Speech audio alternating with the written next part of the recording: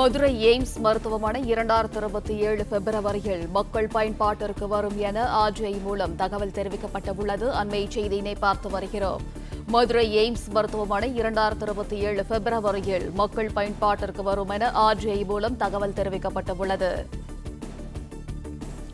தென்காசியை சேர்ந்த சமூக ஆர்வலர் பாண்டியராஜா தகவல் அறியும் உரிமை சட்டத்தின் கீழ் எழுப்பிய கேள்விக்கு ஆர்ஜிஐ மூலம் இந்த தகவல் தெரிவிக்கப்பட்டு இருக்கிறது. இது குறித்தான விவரங்களுடன் இணைகிறார் செய்தியாளர். வணக்கம் சார், விவரங்களை நீங்க பதிவு பண்ணலாம்.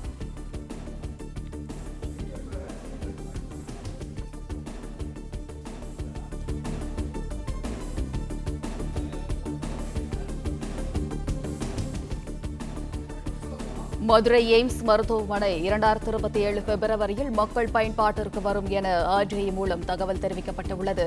இது குறித்தான விவரங்களுடன் இணைகிறார் செய்தியாளர் பாலமுருகன். வணக்கம், விவரங்கள் என்ன? வணக்கம். மதுரை எய்ம்ஸ் மருத்துவமனை 2027 பிப்ரவரியில் மக்கள் பயன்பாட்டுக்கு வரும் என ஆர்டிஎல் தகவல் வந்துள்ளது. மதுரை உள்ளிட்ட தென் மாவட்ட மக்களின் எதிர்பார்ப்பாக இருக்கிறது மதுரை எய்ம்ஸ் மருத்துவமனை. இந்த கட்டுமான பணிகள் நிறைவுற்று வருகின்றன. இந்த நிலையில் 2027 ஆண்டு பிப்ரவரி மாதம் மக்கள் பயன்பாட்டிற்கு வரும் எனவும் முதற்கட்டமாக 1118.35 கோடி முதற்கட்ட கட்டுமான பணிகள் துவக்கம் எனவும் ஆர்டிஐ மூலம் தகவல் வெளியாகியுள்ளது. மதுரை மட்டுமன்றி தென் மாவட்ட மக்களின் கனவாகவும் எதிர்பார்ப்பாகவும் உள்ள மதுரை எய்ம்ஸ் மருத்துவமனை நிர்வாக அலுவலகம் துவங்கப்பட்டு கட்டுமான பணிகள் தற்போது நடைபெற்று வரும் நிலையில் மதுரை எய்ம்ஸ் கட்டுமான பணிகள் குறித்து தென்காசி மாவட்டம் பாபூர் சத்திரத்தை சார்ந்த சமூக ஆர்வலர் பாண்டியராஜா என்பவர் ஆர்டிஐயில் கேள்வி எழுப்பியுள்ளார். அதற்கு மதுரை எய்ம்ஸின் மத்திய பொது தகவல் அலுவலர் அளித்த பதிலில் மதுரை எய்ம்ஸின் கட்டுமான ஒப்பந்தத்தின்படி தற்போது பணிகள் தொடங்கி நடைபெற்று வருகிறது.